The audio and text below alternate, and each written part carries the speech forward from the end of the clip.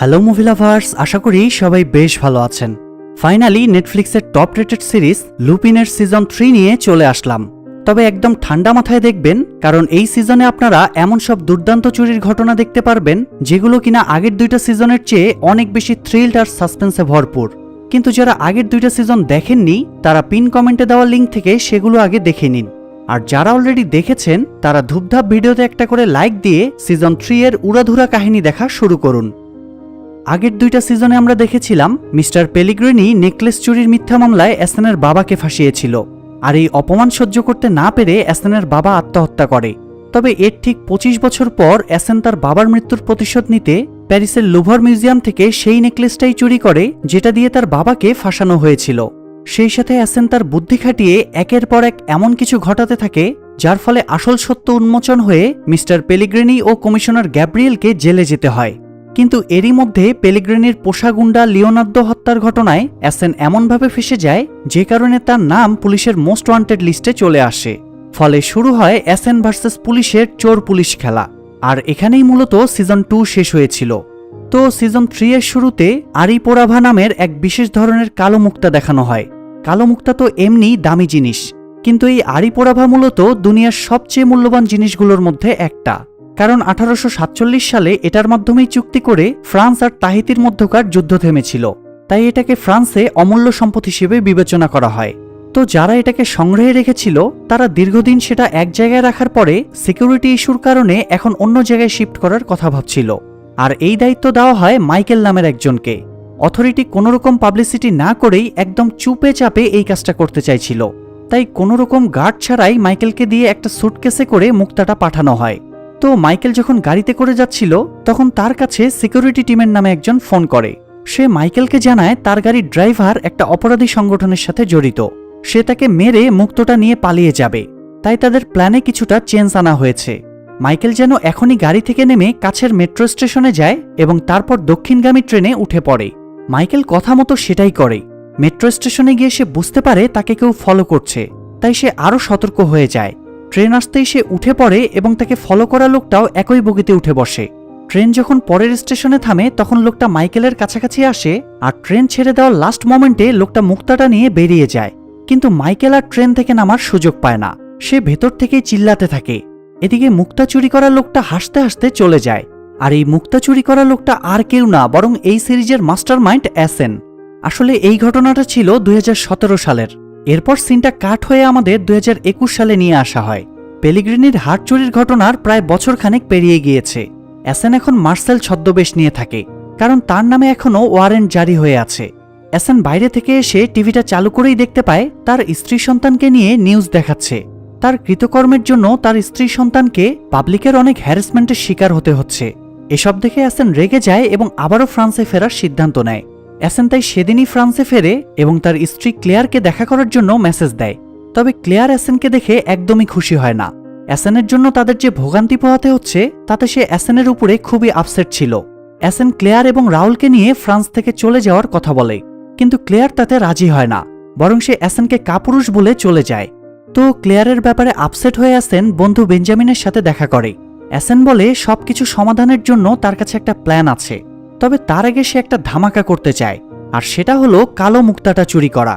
কারণ 2017 সালে যখন সে মুক্তাটা চুরি করেছিল সেবার সে ধরা পড়ে গিয়েছিল, তাই নিজের এই ব্যর্থতার দায়ে সে সারা জীবন বয়ে বেড়াতে চায় না। সে আবারও মুক্তাটা চুরি করতে চায়। আর এই জন্য অ্যাসেন প্রথম যে কাজটা করে সেটা হলো এই মুক্তাটা যার তত্ত্বাবধানে আছে তাকে একটা খোলা চিঠি পাঠায়। চিঠিতে সে লেখে, আমি আগামী 3 ডিসেম্বর শুক্রবার রাত 10টায় কালো মুক্তাটা চুরি করে নিয়ে যাব, পারলে ঠেকান। অ্যাসেন চিঠির শেষে নিজের নামও লিখে দেয়।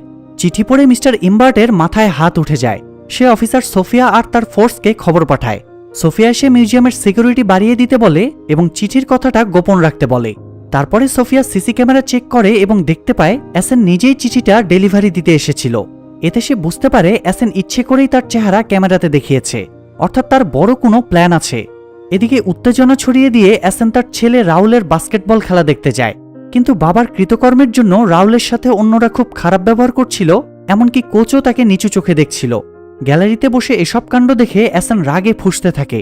অন্যদিকে সিকিউরিটি ইস্যুর কারণে তো সোফিয়া মিস্টার ইম্বার্টকে চিঠির ব্যাপারটা গোপন রাখতে বলেছিল, কিন্তু চিঠিটা যেভাবেই হোক মিডিয়ার হাতে পৌঁছে যায়, ফলে পুরো দেশ জেনে যায় শুক্রবার রাত 10টায় এসএন সেই কালো মুক্তাটা চুরি করতে চলেছে। তাই শুক্রবার আসার আগেই তারা সিকিউরিটি টাইট করে দেয়, ভল্টরুমের পাসওয়ার্ড বদলে দেওয়া হয়, সেই সাথে মুক্তাটাকে রাখা হয় একটা বুলেট প্রুফ কাচের বক্সে। তাছাড়া বক্সের সাথে বিশেষ সেন্সরও লাগানো হয়, যাতে কেউ টাচ করা মাত্রই অ্যালার্ম বেজে ওঠে। এরপর আসে সেই উত্তেজনাময় শুক্রবার রাত। সন্ধ্যার পর থেকেই দলে দলে এসএনের ফ্যানরা মিউজিয়ামের সামনে আসতে শুরু করে। তারা এই ঐতিহাসিক ঘটনার সাক্ষী হতে চায়। তাদের হাতে থাকে এসএনের ফটো আর প্লে কার্ড। এদিকে নতুন বদলি হয়ে আসা আরবিআই কমান্ডার ফিলিক্স তার ফোর্স নিয়ে মুক্তটা চারিদিক ঘিরে পাহারায় দাঁড়িয়ে যায়। সোফিয়াও তার ফোর্স নিয়ে মিউজিয়াম ঘিরে রাখে। আর মিস্টার ইম্বার্ট এবং তার সিকিউরিটি টিম পুরো মিউজিয়ামে লাগিয়ে রাখা 43টা সিসি ক্যামেরার দিকে ওত পেতে থাকে। এরই মধ্যে প্রায় 10টা বেজে আসে। 10 সেকেন্ড আগে থেকেই বাইরে দাঁড়িয়ে থাকা এসএনের ফ্যানরা কাউন্টিং শুরু করে দেয়। তাদের মধ্যে ইন্সপেক্টর ইউসেফও দাঁড়িয়েছিল, কারণ পুলিশ হলেও সে এসএনের ফ্যান ছিল। যাই হোক, ঘড়ির কাঁটায় 10টা বাজতেই কালো মুক্তাতে থাকা সেন্সর অ্যালার্ম বেজে ওঠে। সেই সাথে বাইরে অপেক্ষমান জনতা উল্লাস করে ওঠে, কারণ মুক্তটা এত টাইট সিকিউরিটির মধ্যেও চুরি হয়ে গিয়েছে। এসএন আরবিআই কমান্ডার সেজে মুক্তাটা নিয়ে ছাদের দিকে পালিয়ে যাচ্ছিল, তখন তাকে সিসি ক্যামেরায় দেখা যায়। কমান্ডার ফিলিক্স এসএনকে তাড়া করে এক পর্যায়ে তাকে ধরে ফেলে। তারপর ফিলিক্স এবং আরেকজন কমান্ডার মিলে এসএনকে অ্যারেস্ট করে পুলিশের গাড়িতে উঠিয়ে নেয়। উপস্থিত জনতা স্লোগান দিতে থাকে, এসএনকে ছেড়ে দাও, ও আমাদের হিরো। এসএন তখন খুব গর্বের সাথে পুলিশের গাড়িতে উঠে পড়ে। কিন্তু এসএন কি এতই কাঁচা প্লেয়ার যে এত সহজেই সে ধরা পড়বে? আসলে এই সবকিছুই তার প্ল্যান ছিল কালো মুক্তাটা হাতানোর জন্য। কিন্তু এই টাইট সিকিউরিটি ভেঙে সে কিভাবে চুরিটা করল সেটা জানতে চলেন ফ্ল্যাশব্যাকে এসএনের প্ল্যানটা দেখে আসি। বেঞ্জামিনের সাথে কথাবার্তা শেষ করে 3 দিন আগে এসএন দেখা করতে যায় তার ছোটবেলার বন্ধু ব্রুনোর সাথে। সে ব্রুনোকে কালো মুক্তাটা চুরির ব্যাপারে জানায়। তারপরে সে ব্রুনোকে আরবিআই কমান্ডারের ড্রেস এবং নকল আইডি কার্ড দেয়।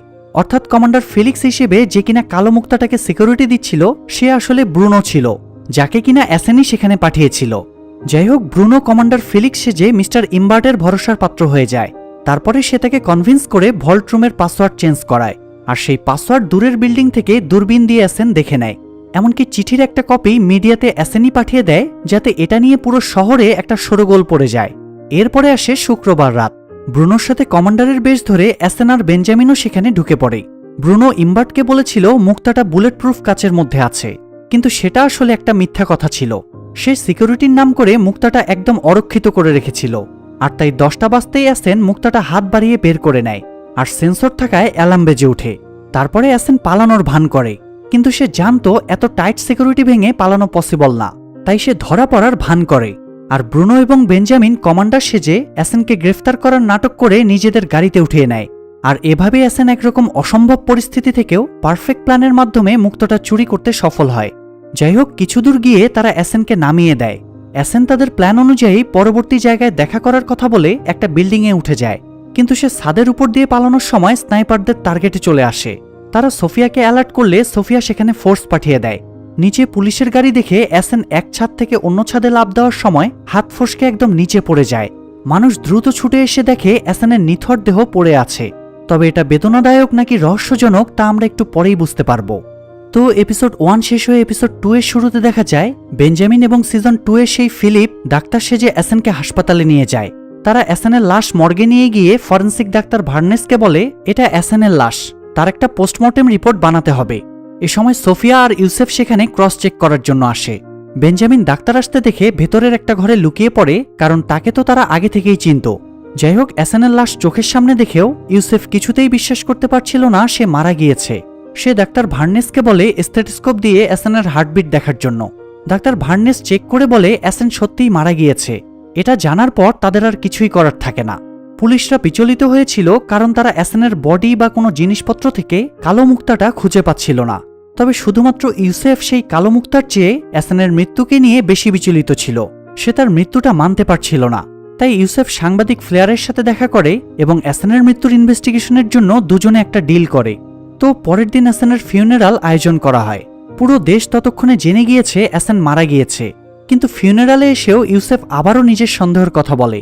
সে বলে যে সমাধি দেওয়ার আগে একবার কফিনটা খুলে দেখা উচিত, ভেতরে আসলেই এসএন আছে কিনা, যেহেতু সে এর আগেও মৃত্যুর নাটক করে পালিয়েছিল। ইউসেফের সাথে তখন অনেকেই সহমত জানালে কফিন খুলে দেখা যায় কফিনের ভেতরে তো এসএনের লাশই রয়েছে। এটা দেখে ইউসেফ তাই ক্লেয়ারকে সরি বলে চলে যায়। এরপরে ধর্মীয় রীতিনীতি মেনে এসএনকে সমাধি দেওয়া হয়। এখন প্রশ্ন হলো, গল্পের হিরোই যদি মারা যায় তাহলে গল্প সামনে এগোবে কি করে, তাই না? আসলে অ্যাসেন তো এত সহজে মরার লোক না। সে মূলত আবারও পুরো পৃথিবীকে বোকা বানিয়ে দিয়েছে। কিন্তু সেটা ঠিক কিভাবে, আসুন সেটা ফ্ল্যাশব্যাকে দেখে আসি। আসলে অ্যাসেনের কৃতকর্মের জন্য তো তার পরিবারকে অনেক হেনস্থার শিকার হতে হচ্ছিল। তাই সে বেঞ্জামিনকে বলে পরিবারকে এই হেনস্থা থেকে রক্ষা করার একটাই উপায় আছে, আর সেটা হলো তার মৃত্যু। তাই অ্যাসেন মিথ্যা মৃত্যুর একটা প্ল্যান বানায়। সে মূলত কালো মুক্তটা বেঞ্জামিনের কাছে দিয়ে দেয়। তারপরে সে ইচ্ছা করে পাশের বিল্ডিংয়ের ছাদে ওঠে। আর সেই বিল্ডিং থেকে অন্য বিল্ডিংয়ে লাফ দিতে গিয়ে পড়ে যাওয়াটা কোনো দুর্ঘটনা ছিল না, বরং সেটাও তার প্ল্যান ছিল। আর এক্ষেত্রে সে তার আইডল আর্সেন লুপিনের টেকনিক ইউজ করে। সে প্রথমে এক ব্যাগ রক্ত কালেক্ট করে রাখে, সেই সাথে একটা এয়ারব্যাগও ম্যানেজ করে রাখে। গাড়ি থেকে নামার আগে সে গায়ে এয়ারব্যাগ জড়িয়ে নেয় এবং রক্তের ব্যাগও গায়ের ভেতরে ঢুকিয়ে রাখে। এয়ারব্যাগের কারণে অনেক উঁচু থেকে পড়লেও অ্যাসেনের শরীরে কোনো আঘাত লাগে না, বরং উপস্থিত সবাইকে প্রমাণ করে দেওয়া যায় সে উপর থেকে পড়ে মারা গিয়েছে। এরপর পুলিশ আসার আগেই বেঞ্জামিন এবং ফিলিপ ডাক্তার সেজে অ্যাসেনের বডিটা নিয়ে হাসপাতালে চলে যায়। তার শরীরের এয়ারব্যাগ খুলে নিয়ে লাশের পারফিউম ছড়িয়ে দেয়, আর ডাক্তার ভার্নেসকে ভুজুং ভাজুং বুঝিয়ে পোস্টমর্টেম রিপোর্ট বানিয়ে নেয়। এমনকি ইউসেফের সামনে অ্যাসেনের হার্টবিট চেক করতে যে স্টেথোস্কোপটা ইউজ করা হয়েছিল সেটাও নষ্ট ছিল, তাই বুকের কোনো হার্টবিটই সেটাতে পাওয়া যায়নি। এখন সর্বশেষ বাকি থাকলো সমাধির ব্যাপারটা। আসলে অ্যাসেনকে যেখানে সমাধি দেওয়া হয়েছে তার ঠিক সামান্য দূরেই একটা টানেল রয়েছে, তাই সমাধির জায়গা থেকে টানেল পর্যন্ত অ্যাসেন আগেই একটা মিনি সুড়ঙ্গ কেটে রেখেছিল এবং মৃত্যুর আগেই সে তার জন্য স্পেশাল একটা কফিনও বানিয়ে রেখেছিল, যেটা সহজেই ভেতর থেকে একপাশে খুলে ফেলা যেত। তাহলে বুঝলেন তো কি ছিল অ্যাসেনের মাস্টারমাইন্ড প্ল্যান। যাই হোক, ফিউনারাল শেষ করে সবাই বাড়ি ফিরে যাওয়ার পরে অ্যাসেন পকেটে লুকিয়ে রাখা একটা স্ক্রুড্রাইভার দিয়ে ভেতরে থাকা নাটগুলো খুলে কফিন থেকে বেরিয়ে আসে। তারপরে টানেলের কাছে এসে দেখে তার কুকুরটা তার জন্য অপেক্ষা করছে। সে কুকুরটাকে নিয়ে নতুন ছদ্মবেশ ধরে হাসতে হাসতে বাইরে বেরিয়ে আসে। মাঝখান থেকে পুরো দুনিয়ার কাছে প্রতিষ্ঠিত হয়ে যায় অ্যাসেন এখন মৃত। কিন্তু অ্যাসেনের এই খুশি বেশিক্ষণ স্থায়ী থাকে না, কারণ তার ফিউনারালে সেনেগাল থেকে তার মাও এসেছিল। তার মা যখন ফিরে যাচ্ছিল তখন রাশেদ খান ম্যানন নামের এক গ্যাং মেম্বার তাকে কিডন্যাপ করে নেয়। এদিকে রাওল আর ইউসেফকে দেখা যায় তাদের দুজনের কেউই এখনো বিশ্বাস করছে না যে অ্যাসেন সত্যিই মারা গিয়েছে। তাদের দুজনকেই আর্সেন লুপিন সিরিজের একটা বই পড়তে দেখা যায়, যেটাতে লুপিন ঠিক একইভাবে মরে যাওয়ার নাটক করে সবাইকে ধোঁকা দিয়েছিল। রাওল অবশ্য এক্ষেত্রে ইউসেফের চেয়ে এক ধাপ এগিয়েছিল। সে লাইব্রেরি থেকে কবরস্থানের একটা ম্যাপ ম্যানেজ করে। তারপরে ম্যাপ অ্যানালাইসিস করে দেখে তার বাবার সমাধির সামান্য একটু দূরেই একটা টানেল রয়েছে। এটা দেখে সে নিশ্চিত হয়ে যায় তার বাবা এখনো বেঁচে আছে। যাই হোক, পরের দিন সকালে পত্রিকার দিকে চোখ পড়তেই অ্যাসেন অবাক হয়ে যায়। পত্রিকায় একটা বিজ্ঞাপন ছাপা হয়েছিল, সানি আমাকে ফোন করো। সেখানে একটা ফোন নম্বরও দেওয়া ছিল। অ্যাসেনের অবাক হওয়ার কারণ হলো ছোটবেলায় তার মাও একজন ফেরারি আসামি ছিল, তাই অ্যাসেনের মা তার সাথে এভাবে বিজ্ঞাপন দিয়ে যোগাযোগ করত, আর শুধুমাত্র অ্যাসেনের মাই তাকে সানি বলে ডাকত। অ্যাসেন তাই পত্রিকায় দেওয়া নম্বরে ফোন করলে তার মা একটা চার্চের অ্যাড্রেস দিয়ে বলে অ্যাসেন যেন রাত 8টায় সেখানে কালো মুক্তাটা নিয়ে আসে।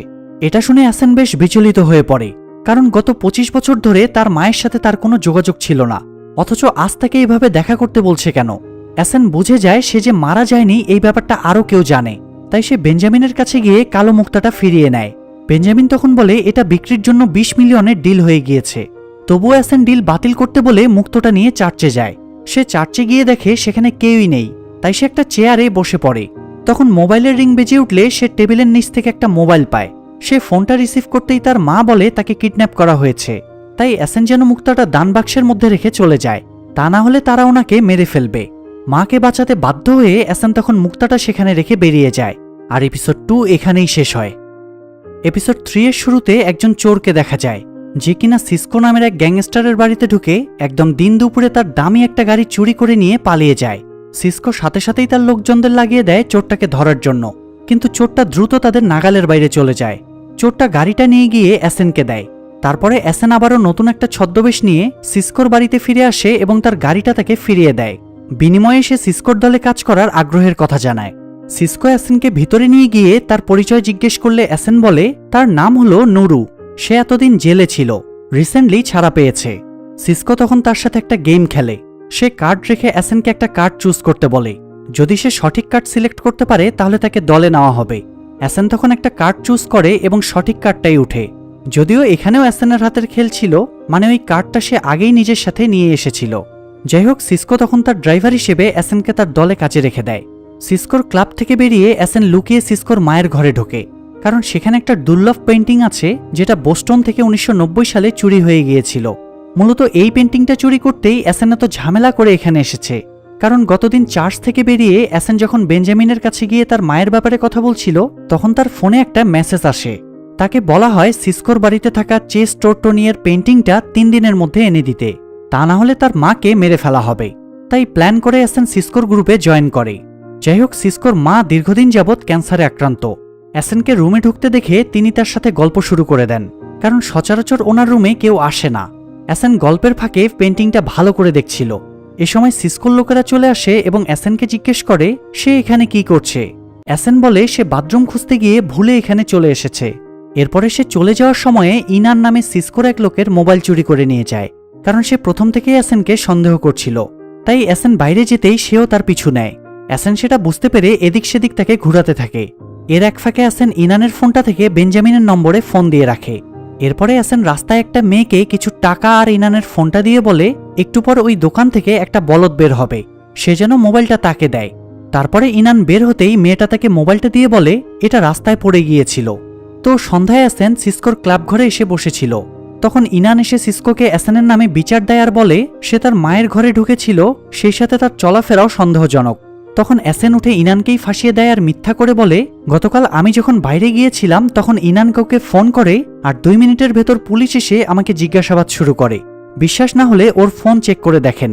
সিসকো তখন ইনানের ফোন নিয়ে ডায়াল লিস্ট চেক করে একটা নতুন নাম্বার পেয়ে সেটাতে ফোন দেয়। ফোনটা স্বাভাবিকভাবেই বেঞ্জামিনের কাছে যায়।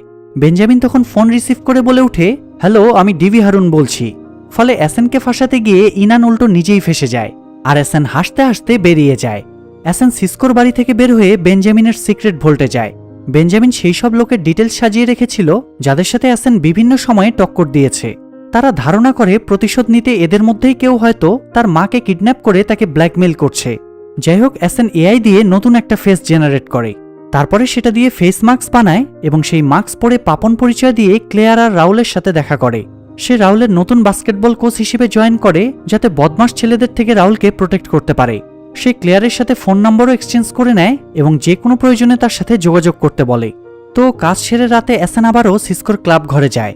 তারা তখন একটা ডাকাতির ব্যাপারে আলোচনা করছিল। তারা একটা এটিএম বুথের গাড়ি থেকে টাকা লুট করবে। প্রতি শনিবার সকাল 9টায় ওয়্যারহাউস থেকে গাড়িতে 10 মিলিয়ন ইউরো লোড করা হয়। তারপরে 9:15তে গাড়িটা এটিএম বুথের উদ্দেশ্যে বেরিয়ে পড়ে। তাই তাদেরকে এই 15 মিনিটের ভেতরেই কাজটা সারতে হবে। সিসকো তাদের নিজেদের গাড়ির ড্রাইভারের দায়িত্ব দেয় অ্যাসেনকে। তাই আগামীকালের ডাকাতির জন্য অ্যাসেন একটা স্পিডি গাড়ির বদলে একটা নর্মাল গাড়ি সিলেক্ট করে। তারপরে গাড়িটাতে কমলা রং দিয়ে পেইন্ট করতে বলে। তো পরের দিন সবাই ডাকাতির প্রস্তুতি নিয়ে নেয়। তারা সঠিক সময়ে এটিএমের গাড়িটা আটকে সব টাকা লুট করে অ্যাসেনের গাড়িতে উঠে পড়ে। তবে ততক্ষণে পুলিশও চলে আসে এবং তাদের ধাওয়া করে। তাই অ্যাসেন এক ফাঁকে কার ওয়াশিং স্টেশনে ঢুকে পড়ে আর গাড়িটা ওয়াশ করে ফেলে। ফলে গাড়ির কমলা রং ধুয়ে গাড়ির আসল রং বেরিয়ে আসে। তারপরে তারা পুলিশের সামনে দিয়েই আরামে বেরিয়ে যায়, কিন্তু পুলিশ সেটা বুঝতেও পারে না। তো তারা ডাকাতি করে তাদের মেইন গাড়ির কাছে আসে। তারপরে লুট করা টাকাগুলো সেই গাড়িতে তুলে নেয়। সেই গাড়িটাতে একটা ভল্ট আছে, আর সেই ভল্টের মধ্যে চেস টোর্টনির পেন্টিংটাও ছিল। কারণ সিসকো আজকে পেন্টিংটারও একটা ডিল করতে যাচ্ছিল। যদিও অ্যাসেনের প্ল্যান ছিল তার আগেই পেন্টিংটা হাতিয়ে নেওয়া, কিন্তু এর মধ্যে একটা ঝামেলা হয়ে যায়। অ্যাসেনের এত বুদ্ধি দেখে সিসকোর সন্দেহ জেগে ওঠে। সে অ্যাসেনের দিকে গান পয়েন্ট করে তার কার্ডের বক্স খুলে অ্যাসেনকে একটা কার্ড চুজ করতে বলে। অ্যাসেন তখন একটা কার্ড বের করতেই বক্সের ভেতর থেকে গ্যাস বের হতে শুরু করে, আর কিছুক্ষণের মধ্যেই সবাই অজ্ঞান হয়ে যায়। আসলে গতকাল অ্যাসেনই সিসকোর কার্ডের বক্স চুরি করে বেঞ্জামিনকে দিয়ে সেটার ভেতরে গ্যাস ঢুকিয়ে রেখেছিল। তারপরে আবার আজকে সুযোগ বুঝে বক্সটা আবারও সিসকোর পকেটে ঢুকিয়ে দেয়। কারণ অ্যাসেন ভালো করেই জানতো যে কোনো ব্যাপারে কার্ডের মাধ্যমে ভাগ্য নির্ধারণ করা সিসকোর একটা বদ অভ্যাস ছিল। যাই হোক, অ্যাসেন ভল্ট খুলে পেন্টিংটা বের করে নিয়ে চলে যায়, আর তার ঠিক একটু পরেই পুলিশ এসে সিসকো আর তার দলবলকে অ্যারেস্ট করে নেয়। এদিকে পরের দিন রাতে তো পেন্টিংটা কিডন্যাপারদের ডেলিভারি দেওয়ার কথা ছিল। অ্যাসেন তাই পেন্টিংটা নিয়ে তাদের বলে দেওয়া অ্যাড্রেসে যায়। সেখানে একটা লোক তার জন্য অপেক্ষা করছিল।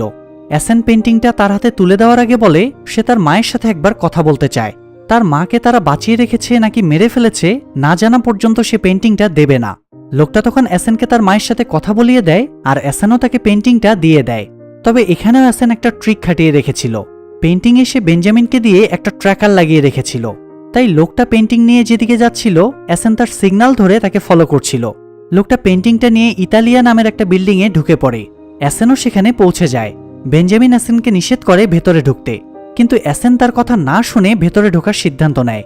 আর এই টানটান উত্তেজনার মধ্য দিয়ে এপিসোড 3 শেষ হয়ে এপিসোড 4 এর শুরুতে দেখা যায় বেঞ্জামিন নিষেধ করা সত্ত্বেও এসেন বাড়িটার ভিতরে ঢুকে পড়ে। ভেতরে গিয়ে তার রাশেদ খান ম্যাননের সাথে দেখা হয়ে যায়। এই ম্যাননই তো এসেনের মাকে ফিনারেলের দিনে কিডন্যাপ করিয়েছিল। এসেন তাকে জিজ্ঞেস করে আমার মা কোথায়। ম্যানন জানায় তিনি এখানে নেই। তখন এসেন তাকে তার বসকে ফোন দিতে বলে। ম্যানন বসকে ফোন দিলে সে ফোনটা সরাসরি এসেনের মায়ের কানে ধরিয়ে দেয়। এসেনের মা বলে তাকে এবার নতুন একটা মিশন শুরু করতে হবে। তাই মাকে বাঁচাতে এসেন নতুন মিশন নিয়ে বেঞ্জামিনের কাছে ফিরে আসে। এসেন বেঞ্জামিনকে একটা ব্রেসলেটের ছবি দেখিয়ে বলে এই ব্রেসলেটের নাম রেড সি। এই ব্রেসলেটটা হলো রিয়েল এস্টেট ম্যাগনেট ম্যাক্সের স্ত্রী তারা জ্যাংয়ের। তিনি সব গুরুত্বপূর্ণ পার্টিতে এই ব্রেসলেটটা পরে যান। আগামী শনিবারে দ্য সাতেয়াও ম্যানশনে তাদের একটা পার্টি আছে। এসেনকে ব্রেসলেটটা ওই দিনই চুরি করতে হবে। আর এই জন্য সে বেঞ্জামিনকে সেম দেখতে একটা ডুপ্লিকেট ব্রেসলেট বানাতে বলে, যাতে সে তারা জ্যাংয়ের ব্রেসলেটটার সাথে নতুন ব্রেসলেটটা বদলে দিয়ে আসলটা চুরি করে নিতে পারে। বেঞ্জামিন বরাবরের মতো এবারও এসেনকে হেল্প করতে রাজি হয়ে যায়। এদিকে ক্লেয়ারকে দেখা যায় সে মূলত একটা হাসপাতালে নার্সের চাকরি করত। এমনকি সে সেই হাসপাতালেই চাকরি করত যেই হাসপাতাল থেকে এসেনের ডেথ সার্টিফিকেট নেওয়া হয়েছিল। ক্লেয়ার ডিউটিতে ছিল তখন ফরেন্সিক ডাক্তার তাকে ডেকে জিজ্ঞেস করে ডাক্তার ভার্নেস নামের কাউকে সে চিনে কিনা। ক্লেয়ার বলে সে ডাক্তার ভার্নেসকে চেনে না। তখন এই ডাক্তার বলে ডাক্তার ভার্নেস এসেনের লাশের পোস্টমর্টেম করেছিল, কিন্তু হাসপাতালের ডেটাবেজে ভার্নেস নামের কোনো ডাক্তারের অস্তিত্বই নেই। পুলিশ তাদের কাছে ডিটেলস চেয়েছে, কিন্তু তারা ডিটেলস দিতে পারছে না। ডাক্তারের কথা শুনে ক্লেয়ারের সন্দেহ হতে থাকে এসেন কি আসলেই বেঁচে আছে। কিছুদিন আগে রাহুল তাকে বাবার বেঁচে থাকার কথা বললে ক্লেয়ার সেটা এড়িয়ে গিয়েছিল, কিন্তু আজ তার নিজেরই সন্দেহ হচ্ছে। যাই হোক, অন্যদিকে এসেন আর বেঞ্জামিন মিলে দ্য সাতেয়াও ম্যানশনের পুরো ম্যাপটা অ্যানালাইসিস করছিল। এই মহলটা এতটাই বড় যে এটার 51টা রুম আর 3টা রিসিপশন হল রয়েছে। তবে সবচেয়ে ইন্টারেস্টিং ব্যাপার হলো মহলের সামনে একটা বাগান রয়েছে। এই বাগানটা অনেকটা গোলকধাঁধার মতো তৈরি করা। কেউ একবার এর ভেতরে ঢুকলে আর সহজে বের হওয়ার পথ খুঁজে পায় না। তাই পালানোর জন্য তারা এই গার্ডেনটাকেই টার্গেট করে। তারা বাগানের সেফ এক্সিট ওয়েটাও মার্ক করে রাখে। এরপরে এসেন এই বাগানের মালি হিসেবে চাকরি নেয়। কাজের বাহানায় সে সবার উপরে নজর রাখতে থাকে। সে মহলে ঢুকার এবং ব্রেসলেট চুরির সবচেয়ে নিরাপদ ছদ্মবেশ হিসেবে কোর্টরুম অ্যাটেন্ডেন্টকে বেছে নেয়। কোর্টরুম অ্যাটেন্ডেন্ট হলো যে মালিক কিংবা গেস্টদের কোর্ট পরিয়ে দেওয়ার কাজ করে। এসেন তাই এই ছদ্মবেশ নিলে সে সহজেই তারা জ্যাংয়ের হাতের নাগাল পেয়ে যাবে এবং হাত থেকে ব্রেসলেটটা এক্সচেঞ্জ করারও সুযোগ পাবে। যাই হোক, এই মহলে যে এই কাজে নিয়োজিত ছিল তার নাম হলো জিরাট, আর এসেন তাকেই টার্গেট বানায়। এদিকে ক্লেয়ারকে দেখা যায় সে রাহুলের ঘর পরিষ্কার করতে গিয়ে তার ডায়েরি খুঁজে পায়। ডায়েরিতে এসেনের সব রকমের বেঁচে থাকার পসিবিলিটি রাহুল নোট ডাউন করে রেখেছে। সে আর্সেন লুপেনের বইয়ের কথাও উল্লেখ করে রেখেছে। এসব দেখে এসেনের উপরে ক্লেয়ারের সন্দেহ আরও বেড়ে যায়। অন্যদিকে তখন এসেন আর বেঞ্জামিনকে দেখা যায় তারা জিরাডের বাড়ির সামনে তার ফেরার জন্য অপেক্ষা করছিল।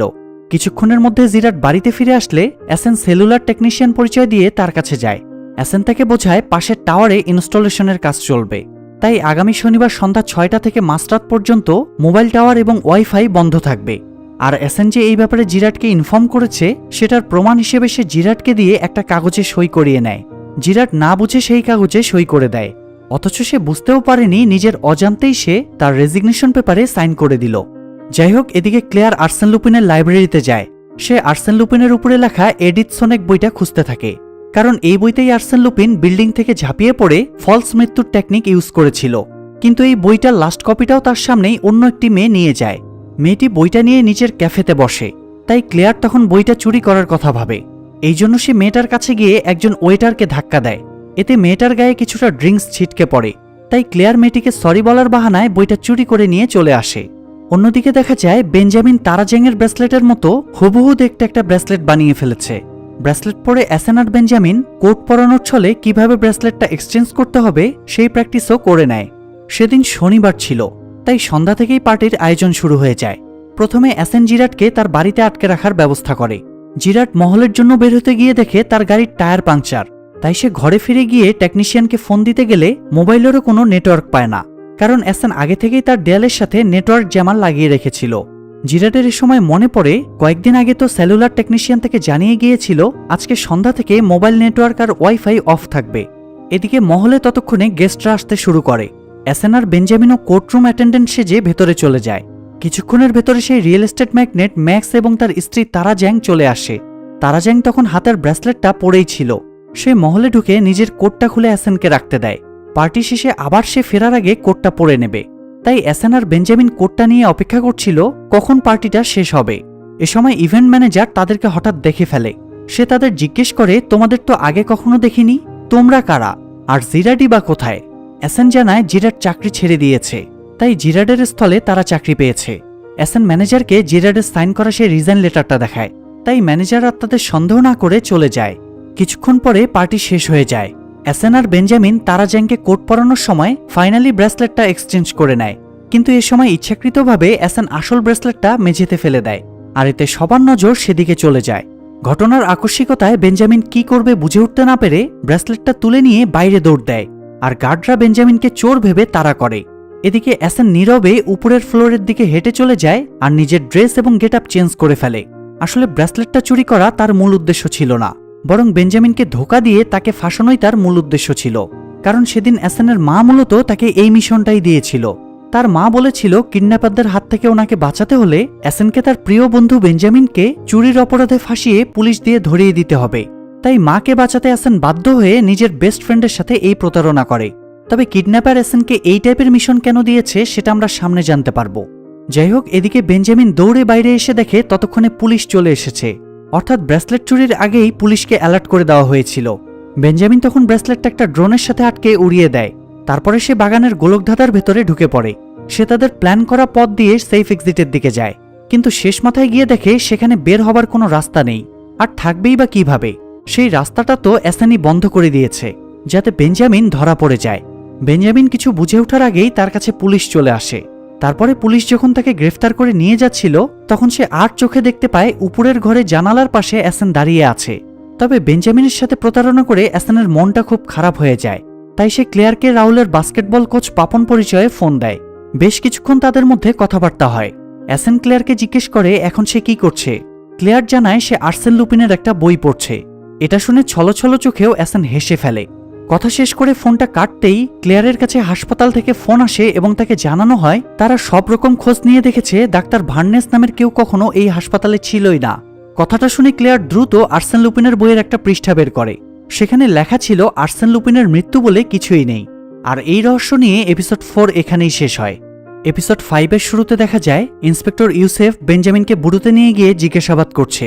ইউসেফ বেঞ্জামিনকে জিজ্ঞেস করে তার এই ব্রেসলেট চুরির পেছনে এসেনের হাত রয়েছে কিনা।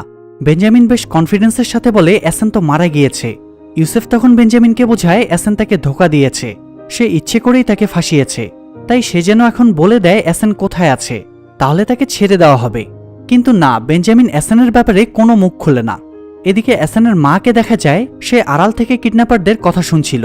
কিডন্যাপাররা আলোচনা করছিল পেন্টিংয়ের ডিলটা হয়ে গেলে তারা এসেনের মাকে মেরে ফেলবে। এটা শুনে এসেনের মা একটা ফোন ম্যানেজ করে এসেনকে ফোন দিয়ে ব্যাপারটা জানায়। তো পরের দিন ইউসেফকে দেখা যায় সে ইন্টারোগেশন রুম থেকে বিরক্ত হয়ে বেরিয়ে সোফিয়াকে ফোন দিয়ে বলে এই চুরির পেছনেও নিশ্চয়ই এসেনের হাত রয়েছে। বেঞ্জামিনের পক্ষে এত তীক্ষ্ণ প্ল্যান করা সম্ভব না, কিন্তু বেঞ্জামিন তো মুখই খুলছে না। অবশ্য সোফিয়াও ইউসেফের কথাকে গুরুত্ব দিচ্ছিল না, কারণ অন্য সবার মতো সেও বিশ্বাস করে এসেন মারা গিয়েছে। কিন্তু ইউসেফ জোর দিয়ে বলে এসেন বেঁচে আছে। কথাটা বলেই নিজের ডেস্কের দিকে তাকিয়ে সে হতবাক হয়ে যায়, কারণ এসেন ঠিক তার সামনেই বসে আছে।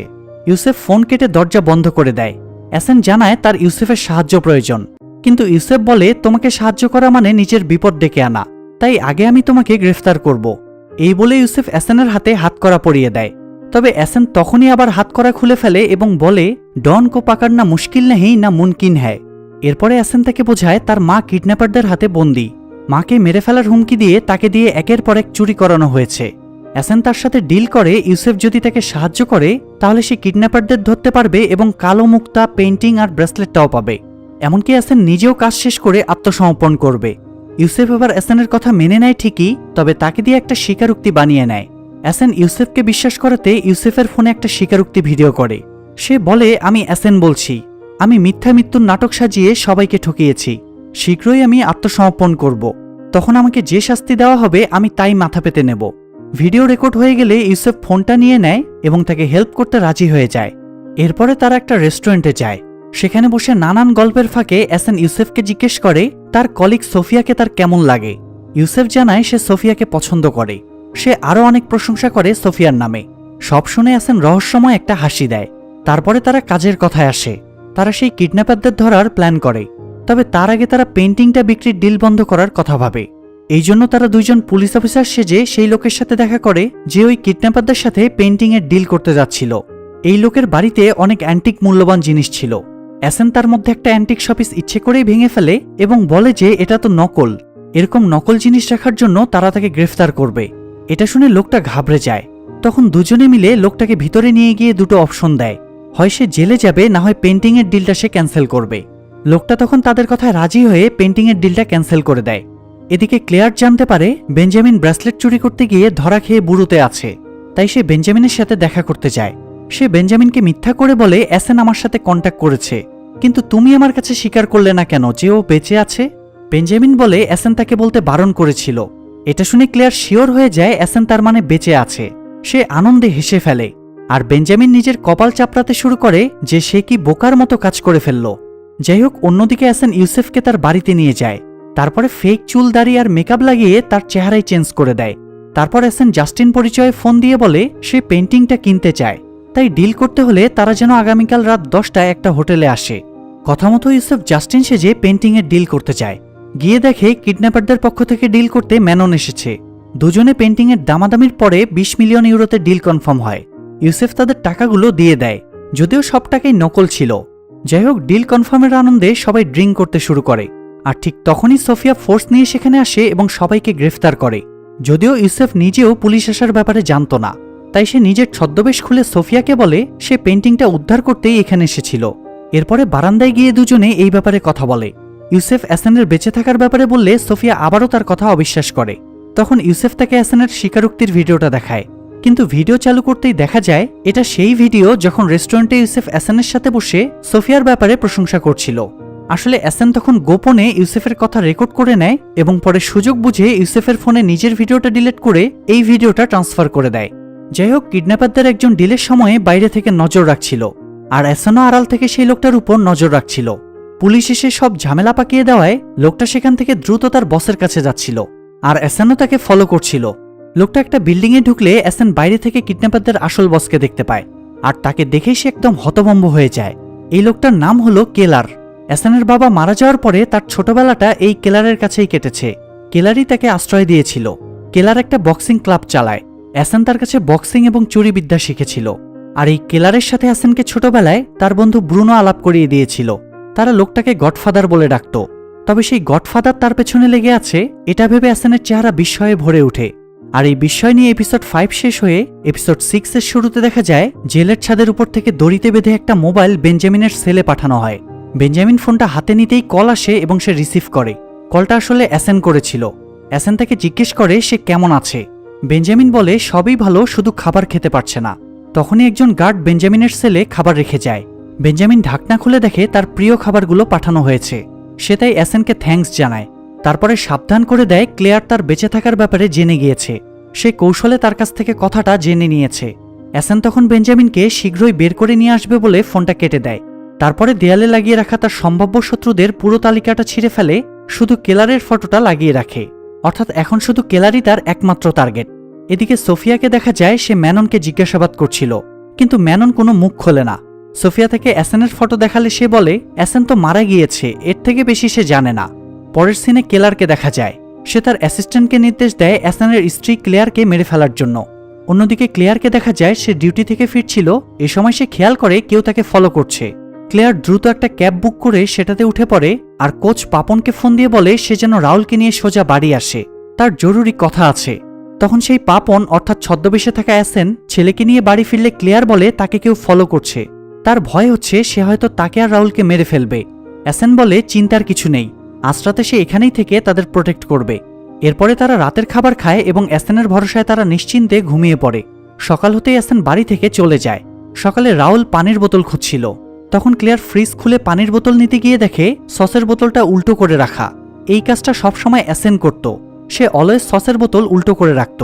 তাই ক্লেয়ার বুঝে যায় অ্যাসেনই পাপন সেজে তাদের সাথে যোগাযোগ রাখছে। এদিকে কেলারকে দেখা যায় সে তার অ্যাসিস্ট্যান্টকে বকাঝকা করছিল কারণ সে নিজের কাজে ব্যর্থ হয়েছে। সে আবারও নির্দেশ দেয় তুমি ক্লেয়ারকে মেরে আসো, আর এই বুড়ি মহিলাটাকে আমি সামলাচ্ছি। অ্যাসেনের মা আড়াল থেকে কথাটা শুনে বুঝে যায় তাকে মেরে ফেলা হবে। তাই সেও অ্যাসেনের মতো ট্রিক খাটায়। সে পর্দা আর চাদর দিয়ে দড়ি বানিয়ে বারান্দা থেকে নিচে ঝুলিয়ে দেয়, যাতে দেখে মনে হয় সে বারান্দা দিয়ে নেমে পালিয়ে গিয়েছে। এরপরে সে খাটের নিচে লুকিয়ে পড়ে। কেলারও তাই ঘরে এসে দড়ি ঝোলানো দেখে অ্যাসানের মাকে ধরার জন্য বাড়ি থেকে বেরিয়ে যায়। আর সেই সুযোগে খাটের নিচ থেকে বের হয়ে সে আরামে বাইরে বেরিয়ে আসে। তার কাছে কোনো টাকা ছিল না, তাই এক লোকের সাথে ধাক্কা খাওয়ার বাহানায় সে তার মানিব্যাগ চুরি করে নেয়। এরপরে অ্যাসানের মা তাদের 30 বছর আগের পুরনো বাড়িতে অ্যাসানের খোঁজে যায়, কিন্তু অ্যাসান তো 25 বছর আগে থেকেই সেখানে আর থাকে না। আর তার মা অ্যাসানের বর্তমান অ্যাড্রেসও জানত না, তাই সে বেশ মুশকিলে পড়ে যায়। অন্যদিকে ক্লেয়ার শপিং মলে রাউলের জন্য জুতা কিনতে গিয়েছিল। সেখানে আগে থেকে অ্যাসান উপস্থিত ছিল। সে ক্লেয়ারের উপর নজর রাখছিল। তখন খেয়াল করে কেলারের লোক ক্লেয়ারের পিছু নিয়েছে, তাই সে ক্লেয়ারকে পাপন পরিচয়ে ফোন দিয়ে এই মলের আরও কয়েকটা দোকানে খুঁজে দেখতে বলে। ক্লেয়ার যখন দোকানে দোকানে ঘুরছিল তখন অ্যাসান সুযোগ বুঝে কেলারের অ্যাসিস্ট্যান্টের পিছনে গিয়ে তার পকেটে মেয়েদের একটা আন্ডারগার্মেন্টস প্রোডাক্ট ঢুকিয়ে দেয়। তারপরে ক্লেয়ারকে বলে সে যে ধরনের জুতো খুঁজছে তা এখানে নেই, সে যেন অন্য কোথাও খুঁজে দেখে। এটা শুনে ক্লেয়ার শপিং মলের বাইরে চলে যায়। ক্লেয়ারের পেছনে কেলারের অ্যাসিস্ট্যান্টও যাচ্ছিল, কিন্তু সিকিউরিটি গার্ডরা তাকে ধরে ফেলে, কারণ তার পকেটে চোরাই জিনিস ছিল। আর এভাবেই ট্রিক খাটিয়ে অ্যাসান ক্লেয়ারকে বাঁচিয়ে নেয়। কেলারের অ্যাসিস্ট্যান্টটাই ব্যর্থ হয়ে কেলারের কাছে ফিরে গেলে সে রাগ করে তাকে উপরের বারান্দা থেকে ফেলে দেয়। এরপরে পুলিশ এসে যখন তাকে নিয়ে যাচ্ছিল তখন সে জীবিতই ছিল। সে পুলিশকে কানে কানে বলে দেয় তাকে যে মারার চেষ্টা করেছে তার নাম হলো কেলার, আর সেই কালো মুক্তটা তার কাছেই রয়েছে। এদিকে অ্যাসানের মা অ্যাসানের সাথে যোগাযোগের সেই পুরনো টেকনিক ইউজ করে। সে পত্রিকা অফিসে গিয়ে সাংবাদিক ফ্লেয়ারের সাথে দেখা করে আর তাকে বিজ্ঞাপন ছাপাতে বলে। ফ্লেয়ার এই কথাটা ইউসেফকে জানিয়ে দেয় এবং বলে যে অ্যাসান নিশ্চয়ই বেঁচে আছে, তা না হলে অ্যাসানের মা তার সাথে দেখা করার জন্য বিজ্ঞাপন ছাপাতো না। যাই হোক, অ্যাসান তার মায়ের বিজ্ঞাপন থেকে বুঝতে পারে উনি তার সাথে একটা মেট্রো স্টেশনে দেখা করবেন, যেখানে আর্সেন লুপিন মিউজিক শুনতে যেত। তাই অ্যাসান আবার নতুন একটা ছদ্মবেশ নিয়ে সেখানে যায়। সেখানে যাওয়ার পর একটা সূক্ষ্ম মিউজিক তার কানে ভেসে আসে, আর সে মিউজিক ফলো করে এগুতে থাকে এবং এক পর্যায়ে মাকে সামনে পেয়ে যায়। দীর্ঘ 30 বছর পর অ্যাসানের তার মায়ের সাথে সামনাসামনি দেখা হয়। দুজনে দুজনকে জড়িয়ে ধরে। এ সময় ইউসুফও সেখানে চলে আসে, কারণ পত্রিকার কোড ল্যাঙ্গুয়েজ থেকে জায়গাটার ব্যাপারে সেও বুঝে গিয়েছিল। ইউসুফ আর অ্যাসানের মাঝখানে একটা রেল লাইন ছিল। ঠিক তখনই তাদের মাঝখানে একটা ট্রেন চলে আসে। অ্যাসান তাই মাকে নিয়ে ট্রেনে উঠে চলে যায়, আর ইউসুফ এবারও অ্যাসানকে ধরতে ব্যর্থ হয়। পরের দৃশ্যে দেখা যায় ক্লেয়ার ঘরের সিকিউরিটি অ্যালার্ম অন করে ঘুমিয়ে পড়ে। একটু পরে অ্যালার্ম বেজে উঠলে সে চোখ খুলে দেখে কেলার দরজা ভেঙে তার ঘরে ঢুকে পড়েছে। আর এই টান টান উত্তেজনার মধ্য দিয়ে এপিসোড 6 এখানেই শেষ হয়। তো দেখতে দেখতে আমরা সিজন 3 এর লাস্ট এপিসোড মানে এপিসোড 7-এ চলে আসলাম। যাই হোক, কেলারকে ঘরে ঢুকতে দেখে ক্লেয়ার দ্রুত আলমারির ভেতরে লুকিয়ে পড়ে। তারপরে নিজের মোবাইল থেকে বাড়ির ল্যান্ডলাইন ফোনে একটা ভয়েস মেসেজ পাঠিয়ে দেয়। মেসেজটা হলো, রাহুল তুমি কি বাড়িতে আছো? আমি হয়তো আজ হাসপাতাল থেকে ফিরতে পারবো না, তবে তুমি চিন্তা করো না, আঙ্কেল মার্টিন মিনিট 5-এর মধ্যে বাড়িতে পৌঁছাবে। উনি এইমাত্র থানা থেকে বের হলেন। বাড়ির ল্যান্ডলাইনে ভয়েস মেসেজটা বেজে উঠতেই পুলিশের নাম শুনে কেলার বেরিয়ে পালিয়ে যায়। এরপরে অ্যাসানের মাকে দেখা যায়। অ্যাসান মাকে নিজের বাড়িতে নিয়ে এসেছে। সে মাকে জিজ্ঞেস করে এত বছর তিনি কোথায় ছিলেন। তার মা জানায় ওনার প্রচুর টাকা ইনকাম করার ইচ্ছা ছিল। টাকা কামিয়ে সেনেগাল থেকে অ্যাসান আর তার বাবার কাছে ফিরে আসার প্ল্যান ছিল, তাই তিনি একটা গার্মেন্টসে চাকরি নেন। কিন্তু গার্মেন্টস মালিক তাদের ঠকিয়ে হাফ বেতন দিয়ে ছাঁটাই করে দেয়। এই অন্যায় তিনি মানতে পারছিলেন না, তাই নিজের প্রাপ্য আদায় করার জন্য তিনি রাতের বেলায় টাকা চুরি করতে গিয়ে ধরা পড়ে যান। তারপর থেকে তিনি জেলে এত বছর কাটিয়েছেন। অ্যাসান মাকে সান্ত্বনা দিয়ে বলে, আমি যেমন কালো মুক্তটা হারিয়েছি, তেমনি বন্ধু, পরিবার, মিলিয়ন মিলিয়ন টাকা সব হারিয়েছি। তারপরেও আমি তোমাকে পেয়েছি, এতেই আমি খুশি। তো মা ছেলে গল্প করছিল, এমন সময় হঠাৎ অ্যাসানের কাছে ক্লেয়ারের ফোন আসে। ক্লেয়ার বলে, অ্যাসান তুমি তাড়াতাড়ি আমার সাথে দেখা করো। অ্যাসান তখন বলে, ক্লেয়ার আমি তো পাপন, তুমি হয়তো ভুল করে আমাকে অ্যাসান ডেকে ফেলেছ। ক্লেয়ার বিরক্ত হয়ে বলে, নাটক কম করো প্রিয়, আমি জানি তুমি অ্যাসান, তাই তাড়াতাড়ি আসো, আমরা বিপদে আছি। এটা শুনে অ্যাসান তখনই বেরিয়ে যায় আর তার স্ত্রী সন্তানদের সাথে দেখা করে। দুজনেই অ্যাসানকে জীবিত দেখে আনন্দে তাকে জড়িয়ে ধরে। অ্যাসান তাদেরকে তার নিজের বাড়িতে নিয়ে আসে। তারপরে তার মায়ের সাথেও পরিচয় করিয়ে দেয়। পরিবারের সাথে সময় কাটানো শেষ করে অ্যাসান তার পরবর্তী প্ল্যান বানাতে শুরু করে। সে প্রথমে হোম মিনিস্টারকে টার্গেট বানায়, কারণ এই লোকটা অত্যন্ত পাওয়ারফুল। সে যে কাউকে জেল থেকে বের করার ক্ষমতা রাখে। অ্যাসান তার মা এবং ক্লেয়ারকে বলে, বেঞ্জামিন যেহেতু তাকে বাঁচাতে এখন জেলে আছে, তাই বেঞ্জামিনকে বের করে আনার দায়িত্ব তারই। কিন্তু মিনিস্টারের সাথে পাঙ্গা নেবে শুনে অ্যাসানের মা প্রথমে রাজি হয় না। তিনি বলেন যে অ্যাসানকে সব চুরি জোচ্চুরি ছেড়ে স্বাভাবিক জীবন কাটাতে হবে, তার পরিবার আছে, তাদের খেয়াল রাখতে হবে। অ্যাসান সব শুনে বলে সে ভালো মানুষ হয়ে যাবে, কিন্তু তার কয়েকটা কাজ অসম্পূর্ণ রয়ে গিয়েছে, সে আগে সেগুলো সম্পূর্ণ করতে চায়। এবার অ্যাসানের মা তাকে সম্মতি দেয়। অ্যাসান কর্নেল ইব্রাহিম সেজে একজন রিটায়ার্ড কর্নেলের বাড়িতে যায়, কারণ সে জানতো এই কর্নেলকে আজকে হোম মিনিস্টারের বাড়িতে আজীবন সম্মাননা দেওয়া হবে। তাই সে প্রথমে কর্নেলকে পটাতে আসে। কর্নেলকে অ্যাসান পরিচয় দেয় সে কর্নেল ইব্রাহিম। কর্নেল তাকে চিনতে না পারলে অ্যাসেন বলে সে ওনার সাথে 1969 সালে একটা অপারেশনে যুদ্ধ করেছিল। তবুও কর্নেল তাকে চিনতে না পারলে সে বলে তখন তো তার বয়স 30 বছর ছিল আর এখন তো চুলদাড়ি পেকে গিয়েছে, এই জন্য হয়তো তাকে চেনা যাচ্ছে না। অ্যাসেনের কথার প্যাচে কর্নেলের আর সন্দেহ করার মতো কিছুই থাকে না। সেও এমন ভান করে যেন সে সত্যিই তাকে চিনতে পেরেছে। ভেতরে ঢুকে দুজনে গল্পে গল্পে জমে ওঠে। অ্যাসেন কর্নেলের অনেক প্রশংসা করলে কর্নেল একদম পটে যায়। কর্নেল তখন অ্যাসেনকে বলে আজকে হোম মিনিস্টারের বাড়িতে তাকে আজীবন সম্মাননা দেওয়া হবে। তাই কর্নেল অ্যাসেনকেও সেই পার্টিতে ইনভাইট করে। আর সেই ইনভাইটেশন লেটার নিয়ে অ্যাসেন ইজিলি মিনিস্টারের বাড়িতে ঢুকে পড়ে। ভেতরে গেলে কর্নেল তাকে স্বাগত জানায় এবং মিনিস্টারের সাথে তাকে কর্নেল ইব্রাহিম হিসেবে পরিচয় করিয়ে দেয়। মিনিস্টার তখন তাকে পার্টি এনজয় করতে বলে। তারপরে অ্যাসেন চুপি চুপি মিনিস্টারের রুমের দিকে যায়, কিন্তু একজন গার্ড তাকে দেখে ফেলে এবং বলে যে এটা মিনিস্টারের ঘর, এদিকে আসাটা কারো অ্যালাউ না।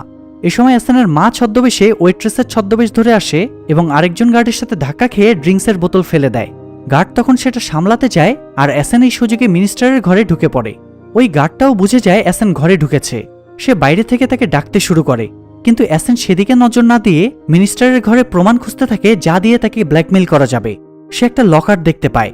তারপরে লকারটা হ্যাক করে খুলে দেখে ওটার ভেতরে একটা মোবাইল লুকিয়ে রাখা আছে। অ্যাসেন তার ইউনিফর্মের একটা ব্যাচ মোবাইলের উপরে রেখে সেটা না নিয়েই পেছনের দরজা দিয়ে বেরিয়ে যায়। বাইরে আসার পরে অ্যাসেনকে গার্ডটা চেক করে, কিন্তু কিছুই পাওয়া যায় না। তবে ততক্ষণে অ্যাসেনের উদ্দেশ্য পূরণ হয়ে গিয়েছে। সে ঘর থেকে বাইরে আসতেই তো গার্ডদের নজর তার উপরে পড়েছিল। আর সেই সুযোগে অ্যাসেনের মা মিনিস্টারের ঘরে ঢোকে। তারপরে লকার খুলে মোবাইলের উপরে অ্যাসেনের ব্যাচ দেখে বুঝে যায় অ্যাসেন এই মোবাইলটাই নিতে বলেছে। তাই অ্যাসেনের মা মোবাইলটা নিয়ে চলে আসে। আর এভাবেই দুজনে মিলে আরামসে মিনিস্টারকে ব্ল্যাকমেইল করার সবচেয়ে বড় প্রমাণটা হাতিয়ে নেয়। কিন্তু এ সময় সেই গার্ডটা, মানে যে অ্যাসেনকে মিনিস্টারের ঘরে ঢুকতে দেখেছিল, সে অ্যাসেন আর তার মাকে একসাথে দেখে ফেলে। সে পুলিশকে বলে তাদের গ্রেফতার করতে। তখন অ্যাসেন তার মাকে নিয়ে একটা আন্ডার টানেলের ভেতর দিয়ে বাইরে বেরিয়ে আসে এবং তার আগে থেকেই রেখে যাওয়া একটা স্পিড বোটে করে পালিয়ে যায়। অন্যদিকে মিনিস্টার গার্ডের উপরে রেগে আগুন হয়েছিল। এ সময় অ্যাসেন মিনিস্টারেরই চোরাই মোবাইল থেকে তাকে ফোন করে। মিনিস্টার তার করাপশনের সব ডিল এই মোবাইল থেকেই করত। তাই অ্যাসেন থেকে ব্ল্যাকমেইল করে জেল থেকে একজনকে ছাড়ানোর ব্যবস্থা করতে বলে, তাহলে সে মোবাইলটা তাকে ফিরিয়ে দেবে। বাধ্য হয়ে মিনিস্টার তখন তাকে ছাড়ানোর ব্যবস্থা করে। আপনাদের মনে হতে পারে অ্যাসেন তো বেঞ্জামিনকে ছাড়ানোর জন্য এসব করেছে, কিন্তু না, বেঞ্জামিন আসলে ম্যাননকে ছাড়িয়েছে যাতে তার মাধ্যমে সে কেলারের কাছে পৌঁছাতে পারে। যাই হোক, ম্যানন জেল থেকে বের হতেই অ্যাসেন তাকে পেছন থেকে ধরে ফেলে এবং কেলারকে ধরতে তার হেল্প চায়। ম্যানন বলে অ্যাসেন কেলারের সাথে বেইমানি করলেও সে এটা করতে পারবে না, কারণ এত বছর ধরে কেলারই তার খেয়াল রেখেছে। তখন অ্যাসেন ম্যাননকে বলে সে আসলে কেলারের ব্যাপারে সবকিছু জানে না। 25 বছর আগে কেলারের সাথে অ্যাসেনের একটা ঝামেলা হয়, সেটার জের ধরেই কেলার অ্যাসেনের উপরে প্রতিশোধ নিচ্ছে। অ্যাসেন এখানে সেই ঘটনাটা ম্যাননকে খুলে বলে। মূলত বাবা মারা যাওয়ার পরে ব্রুনো অ্যাসেনকে কেলারের সাথে পরিচয় করিয়ে দেয়। অ্যাসেন কেলারের কাছে বড় হতে থাকে। কেলার সবার সামনে বক্সিং ক্লাব চালাতো, কিন্তু তার আড়ালে চোরাকারবারির বিজনেস করত। তো 1998 সালে ফুটবল বিশ্বকাপে ব্রাজিল বনাম ফ্রান্সের ম্যাচ ছিল। সেদিন সবাই খেলা দেখতে ব্যস্ত ছিল। সেই সুযোগে কেলার অ্যাসেন আর ব্রুনোকে নিয়ে একটা সোনার দোকানে চুরি করতে যায়। অ্যাসেন বা ব্রুনো কেউ এই কাজের জন্য প্রস্তুত ছিল না। তাদের তখন মাত্র 14 বছর বয়স।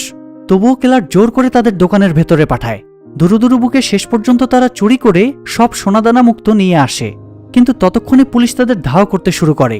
কেলার তখন ড্রাইভ করছিল। পালাতে গিয়ে এক পর্যায়ে তাদের গাড়িটা অ্যাক্সিডেন্ট করে উল্টে যায়। অ্যাসেন কোনো রকমে ব্রুনোকে বাইরে বের করে আনে, কিন্তু কেলারকে বের করার আগেই পুলিশ চলে আসে। তাই তাকে ফেলে রেখেই অ্যাসেন ব্রুনোকে নিয়ে পালিয়ে যায়। আর সেই রাগ গত 25 বছর ধরে কেলার মনের মধ্যে পুষে রেখেছে। এই জন্যই কেলার প্রতিশোধ নিতে অ্যাসেনের মাকে কিডন্যাপ করা, কালো মুক্ত হাতিয়ে নেওয়া, তাকে দিয়ে পেন্টিং এবং ব্রেসলেট চুরি করানো, এমনকি বেস্ট ফ্রেন্ড বেঞ্জামিনের সাথে প্রতারণা করা, এই সব কিছু করিয়েছে। অ্যাসেন ম্যাননকে সবটা বুঝিয়ে বলার পরে সে তাকে সাহায্য করতে রাজি হয়। ম্যানন কেলারকে ফোন দিয়ে বলে সে জেল থেকে ছাড়া পেয়ে গিয়েছে। সে কালো মুক্তাটার জন্য একজন ক্লায়েন্টও পেয়ে গিয়েছে। তারা দ্রুত মুক্তাটা বিক্রি করে ফ্রান্স থেকে পালিয়ে যাবে। এই বলে মেনন কেলারকে রাতে একটা টাওয়ারে আসার কথা জানায়। কেলারও কোনো সন্দেহ ছাড়াই রাজি হয়ে যায়। এরপরে অ্যাসেন ইউসেফকে একটা বিল্ডিংয়ের ফটো পাঠায়। ইউসেফ বুঝে যায় অ্যাসেন তাকে সেখানে যেতে বলেছে। ইউসেফ সোফিয়াকে ফোন দিয়ে বলে একটা বিল্ডিংয়ে গেলে তারা অ্যাসেন এবং মুক্তটা উদ্ধার করতে পারবে। কিন্তু সোফিয়া তার কথা এখনও বিশ্বাস করতে চায় না। তবুও ইউসেফ অনেক বোঝানোর পরে সোফিয়া রাজি হয় এবং ফোর্স নিয়ে সেই টাওয়ারের উদ্দেশ্যে বেরিয়ে পড়ে। এদিকে সময় মতো কেলার সেখানে গিয়ে দেখে অ্যাসেন দাঁড়িয়ে আছে। সে অ্যাসেনের সাথে ঝামেলা পাকাতে চায়, কিন্তু তার আগে সেখানে পুলিশ চলে আসে। অ্যাসেন কেলারকে বলে সে যদি বাঁচতে চায় তাহলে কালো মুক্তটা যেন সে তাকে দিয়ে দেয়। কেলার তখন বাধ্য হয়ে সেই মুক্তটা অ্যাসেনকে দিয়ে দেয়। আর অ্যাসেন তাকে একটা এক্সিট গেট দেখিয়ে দিয়ে সেদিক দিয়ে পালিয়ে যেতে বলে। কিন্তু পালাতে গিয়ে কেলার শেষমেশ পুলিশের কাছে ধরা পড়ে যায়। কেলার সোফিয়া আর ইউসেফকে বলে কালো মুক্তোটা তার কাছে নেই, ওটা অ্যাসানের কাছেই আছে। এটা শুনে ইউসেফ অ্যাসানের খোঁজে দৌড়াতে থাকে। তাকে খোঁজার এক পর্যায়ে দেখে অ্যাসান নিজেই হাত উঠিয়ে আত্মসমর্পণের জন্য দাঁড়িয়ে আছে। ইউসেফ তখন তাকে হাতকড়া পরিয়ে জিজ্ঞেস করে মুক্তোটা কোথায়। অ্যাসান বলে সে জানে না। আসলে কেলার যখন ধরা পড়েছিল, অ্যাসান তখন একটা গোলাপের মাঝে মুক্তোটা রেখে সেটা একটা মেয়েকে দেয়। মেয়েটা ফুলটা নিয়ে চলে যাচ্ছিল, তখন ব্রুনো দৌড়ে মেয়েটার কাছে যায় আর বলে তার পার্টনার এই ফুলটা তার জন্য এনেছিল, কিন্তু সে আসতে লেট করায় রাগ করে ফুলটা তাকে দিয়ে দিয়েছে। ব্রুনো মেয়েটাকে রিকোয়েস্ট করে ফুলটা ফিরিয়ে দেওয়ার জন্য, তাই মেয়েটাও সরল মনে ফুলটা ব্রুনোকে দিয়ে দেয়। তারপরে ব্রুনো ফুলের ভেতর থেকে মুক্তোটা বের করে নেয়, আর এভাবেই অ্যাসান জায়গা মতো মুক্তোটা পৌঁছে দেয়। যাই হোক, বুড়োতে নিয়ে গিয়ে অ্যাসানকে জিজ্ঞাসাবাদের সময় সে ইউসেফকে বলে সে প্রথম থেকে সব ঘটনা খুলে বলবে, কিন্তু তার 3টা শর্ত আছে। প্রথম শর্ত হলো বেঞ্জামিনকে ছেড়ে দিতে হবে, কারণ সে নির্দোষ। দ্বিতীয় শর্ত হিসেবে অ্যাসান ইউসেফকে একটা চিঠি দেয়, যেটা সে বেঞ্জামিনের হাত দিয়ে ক্লেয়ারকে পাঠাতে বলে। আর তৃতীয় শর্ত হিসেবে অ্যাসান জেলখানায় তার রুমে পড়ার জন্য বই চায়। শর্ত অনুযায়ী অ্যাসানের 3টা শর্তই পূরণ করা হয়। বেঞ্জামিনকে ছেড়ে দেওয়া হয় এবং অ্যাসানের চিঠিটা নিয়ে গিয়ে সে ক্লেয়ারকে দেয়। চিঠিতে অ্যাসান জানায় সে জেলে থাকলে মানুষ তাকে ভুলে যাবে, আর ভুলে যাবার পরে যখন সে ফিরে আসবে তখন সে সম্পূর্ণ আলাদা একজন মানুষ হয়েই ফিরবে। এদিকে ব্রুনোকে দেখা যায় কালো মুক্তোটা বিক্রি করে সে প্রচুর টাকা পায়, আর সেই টাকা দিয়ে সে কেলারের বক্সিং ক্লাবটা কিনে নেয়। সবশেষে অ্যাসানকে দেখা যায় সে লুপিনের একটা বই পড়ছিল। এ সময় একজন গার্ড এসে তাকে একটা খাম দেয় আর বলে তার একজন প্রতিবেশী এটা পাঠিয়েছে, আর সেই প্রতিবেশী আর কেউই না বরং মিস্টার পেলিগ্রিনি, যাকে অ্যাসান দ্বিতীয় সিজনে জেলে পাঠিয়েছিল। অ্যাসান খামটা খুলে দেখে সেখানে অ্যাসানের ছোটবেলার একটা ফটোতে অ্যাসান আর্সেল লুপিনের একটা বই হাতে দাঁড়িয়ে আছে। ফটোটা দেখে অ্যাসান হতভম্ব হয়ে দাঁড়িয়ে থাকে। আর এই রহস্যের মধ্য দিয়ে লুপিনের সিজন 3 এখানেই শেষ হয়। প্রিয় দর্শক, একটা সাসপেন্স রেখেই কিন্তু লুপিনের এই সিজনটা শেষ হলো। তার মানে বোঝাই যাচ্ছে সামনে হয়তো সিজন 4ও আসবে। তবে সিজন 4 এর এখনো কোনো অফিসিয়াল অ্যানাউন্সমেন্ট আসেনি, তবে সামনে রিলিজ হলে অবশ্যই সেটারও এক্সপ্লেনেশন নিয়ে আসব। যাই হোক, সিরিজটা নিশ্চয়ই আপনাদের কাছে অনেক ভালো লেগেছে, তাই ভিডিওটাতে একটা লাইক দিন এবং পরবর্তীতে কোন সিরিজগুলো দেখতে চান সেটা অবশ্যই কমেন্টে জানান। আর সাবস্ক্রাইব করা না থাকলে এখনই সাবস্ক্রাইব করে রাখুন। ভালো থাকবেন, সুস্থ থাকবেন, আল্লাহ হাফেজ।